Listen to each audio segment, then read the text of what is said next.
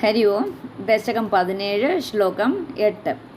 താവത് വിബോധവിമലം പ്രണുവന്തമേനം ആഭാഷധാസ്ത്വമവഗമ്യ തദീയഭാവം രാജ്യം ചിരം സമനുഭൂയ ഭജസ്വ ഭൂയഃ സർവോത്തരം ധ്രുവപദം വിനിവൃത്തിഹീനം. പദങ്ങളെ ഒന്ന് പിരിച്ചു നോക്കാം. താവത് വിബോധ വിമലം പ്രണുവന്തം ഏനം. താവദ്യുബോധ വിമലം പ്രണുവന്തമേനം ആഭാഷധാഃ ത്വം അപഗമ്യ തദീയ ഭാവം. ആഭാഷദാസ്ത്വമവഗമ്യ തദീയ ഭാവം രാജ്യം ചിരം സമനുഭൂയ ഭജസ്വ ഭൂയഃ. രാജ്യം ചിരം സമനുഭൂയ ഭജസ്വ ഭൂയഃ. സർവ ഉത്തരം ധ്രുവ പദം വിനിവൃത്തിഹീനം. സർവോത്തരം ധ്രുവ പദം വിനിവൃത്തിഹീനം. താവത് വിബോധ വിമലം പ്രണുവന്തമേനം ആഭാഷദാസ്ത്വമവഗമ്യ തദീയഭാവം രാജ്യം ചിരം സമനുഭൂയ ഭജസ്വ ഭൂയഃ. സർവോത്തരം ധ്രുവ പദം വിനിവൃത്തിഹീനം. ശ്ലോകം 8 അന്വയവും അർത്ഥവും നോക്കാം. താവത് വിബോധ വിമലം. താവത് അപ്പോഴേക്കും എന്ന് പറഞ്ഞാൽ എന്താണ്?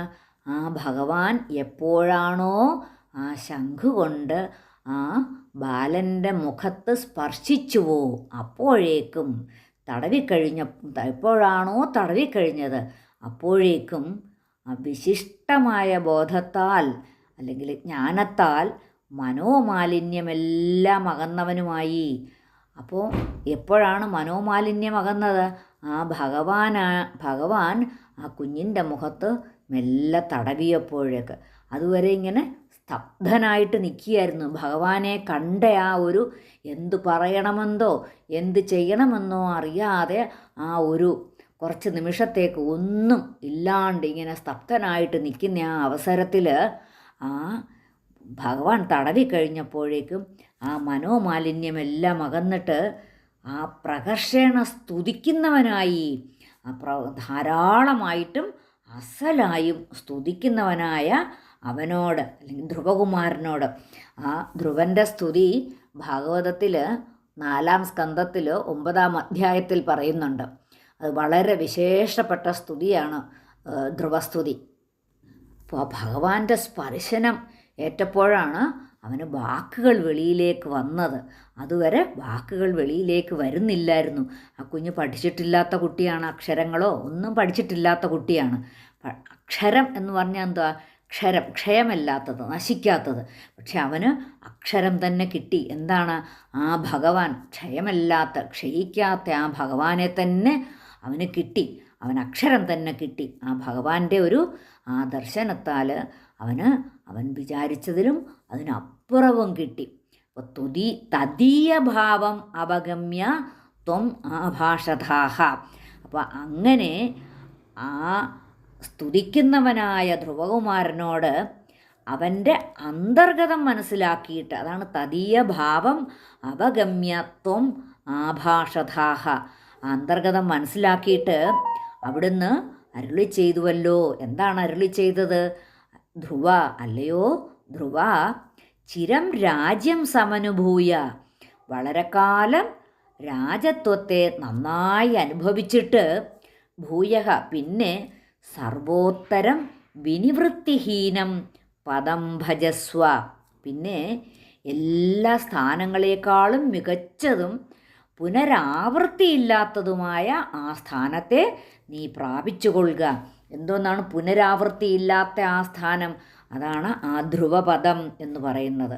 വീണ്ടും വീണ്ടും ഒരു ജന്മമില്ല, എന്നും ആ ധ്രുവപദത്തിൽ തന്നെ ഇരിക്കും. അപ്പോൾ എപ്പോഴാണ് കുറേ കാലം രാജ്യം ഭരിക്കണമെന്നും പറഞ്ഞിട്ടുണ്ട്. അപ്പം ഈ കുമാരന് രാജ്യം ഭരിക്കാനൊന്നും ആഗ്രഹമില്ല. ആ ഭഗവാനിൽ മാത്രം ലയിച്ചിരിക്കാൻ മാത്രമേ അവന് ആഗ്രഹമുള്ളൂ. പക്ഷേ അതിൻ്റെ ആ അന്തർഗതം മനസ്സിലാക്കിയ ഭഗവാൻ അവന് രാജ്യഭാരം കൊടുക്കുകയാണ് ചെയ്യുന്നത്. എന്ന് വെച്ചാൽ രാജ്യഭാരം കൊടുക്കണമെങ്കിൽ അതിന് അർഹനായിട്ടുള്ളവന് കൊടുക്കണം. രാജ്യം ഭരിച്ച ജനങ്ങളുടെ പ്രീതി നല്ലതായിട്ട് കൊണ്ടുവരിക, ജനങ്ങളെ നല്ല വഴിക്ക് കൊണ്ടുവരിക എന്നുള്ള ഉദ്ദേശമാണ്. ഭഗവാൻ എപ്പോഴും അങ്ങനെ, ഭഗവാൻ ജനങ്ങളുടെ കൂട്ടത്തിലാണ് എപ്പോഴും. ഇപ്പോഴത്തെ ആ മന്ത്രിമാരെ പോലെയോ അങ്ങനെയൊന്നുമല്ല. ഭഗവാൻ ജനങ്ങൾക്ക് എങ്ങനെ നല്ലതായിട്ട് ജീവിക്കാനും നല്ലതായിട്ടിരിക്കാനും എന്തൊക്കെ ചെയ്യണമോ അതുപോലെ ആയിരിക്കും. അപ്പോൾ അതിന് തക്ക ഒരാളാണ് ഈ ധ്രുവൻ എന്ന് മനസ്സിലാക്കിയിട്ട് ഒന്നും ഇങ്ങോട്ട് പറയുന്നതിനും വേണ്ട, എനിക്കൊന്നും വേണ്ട എന്നേ ചോദിച്ചാൽ പറയുള്ളൂ എന്ന് ഭഗവാൻ അറിയാം. അതുകൊണ്ട് ഭഗവാൻ അന്തർഗതം മനസ്സിലാക്കിയിട്ട് അങ്ങോട്ട് തന്നെ പറയുകയാണ്, നീ കുറേ കാലം, വളരെ കാലം രാജ്യമൊക്കെ ഭരിച്ച് നന്നായിട്ട് അനുഭവിച്ചിട്ട് പിന്നെ എല്ലാ സ്ഥാനങ്ങളെക്കാളും മികച്ചതും പുനരാവർത്തിയില്ലാത്തതുമായ ആ സ്ഥാനത്തെ പ്രാപിച്ചു കൊള്ളുക. അതാണ് ഇവിടെ പറഞ്ഞിരിക്കുന്ന ആ വിനിവൃത്തിഹീനം എന്ന് വെച്ചാൽ ആ പുനരാവർത്തിയില്ലാത്തതുമായിട്ടുള്ള ആ പദം, ആ ധ്രുവപദം തന്നെയാണ്. പ്രസിദ്ധമായിട്ടുള്ള ആ ഭാഗവതത്തിലെ ആ ധ്രുവസ്തുതി ഞാനൊന്ന് ചൊല്ലാം. യോന്തപ്രവേശ്യ മമ വാചമിമാം പ്രസുപ്താം സഞ്ജീവയത്യഖിലശക്തിധരസ്വധാംന അന്യാംശ്ച ഹസ്തചരണശ്രവണത്വഗാദീൻ പ്രാണാൻ നമോ ഭഗവതേ പുരുഷായ തുഭ്യം. അതിൻ്റെ അർത്ഥം എന്തെന്ന് വെച്ചാൽ, അങ്ങേക്ക് നമസ്കാരം.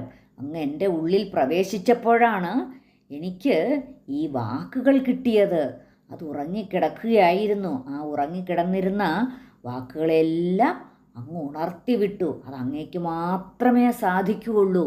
എന്താണ്? യോഹ അന്ത യോന്തപ്രവശ്യ മമ വാചമിമാം പ്രസുപ്താം. അപ്പോൾ ആ ഉറങ്ങിക്കിടന്നിരുന്ന ആ വാക്കുകളെയൊക്കെ എനിക്ക് പുറത്തേക്കെടുക്കാൻ സാധിച്ചു. അത് ഉണർത്തി വിട്ടു. അങ്ങേക്ക് മാത്രമേ അതിന് സാധിക്കുകയുള്ളൂ. അഖില ശക്തിധര, എല്ലാ ശക്തിയെയും ധരിക്കുന്നവനാണങ്ങ്.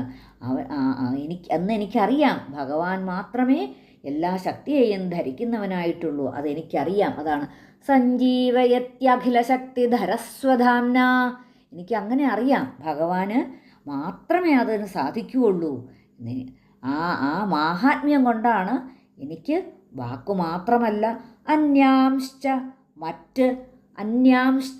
മറ്റ് എന്തോന്നാണ്, ഹസ്തചരണശ്രവണത്വഗാദീൻ പ്രാണാൻ നമോ ഭഗവതേ പുരുഷായ തുഭ്യം.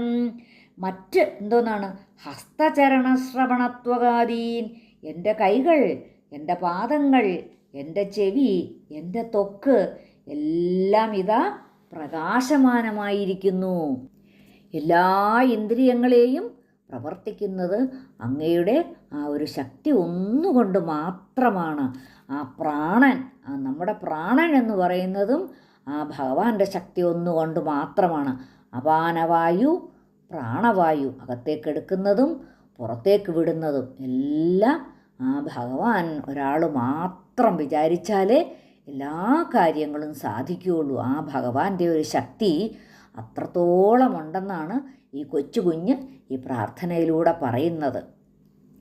അപ്പോൾ പറയുന്നു, അങ്ങയുടെ ആ സ്പർശമാത്രയിൽ ആ ബോധജ്ഞാനം കൊണ്ട് വിമലചിത്തനായി തീർന്ന അവൻ വീണ്ടും വീണ്ടും അങ്ങയെ സ്തുതിച്ചുകൊണ്ടിരുന്നു. അവൻ്റെ അന്തർഗതമറിഞ്ഞ് ആ ഭഗവാൻ അവിടുന്ന് അവനെ ചിരകാലം രാജ്യഭരണം നടത്തിയിട്ട് അവസാനം ധ്രുവപദം പ്രാപിക്കുവാനായിട്ട് അനുഗ്രഹിച്ചു.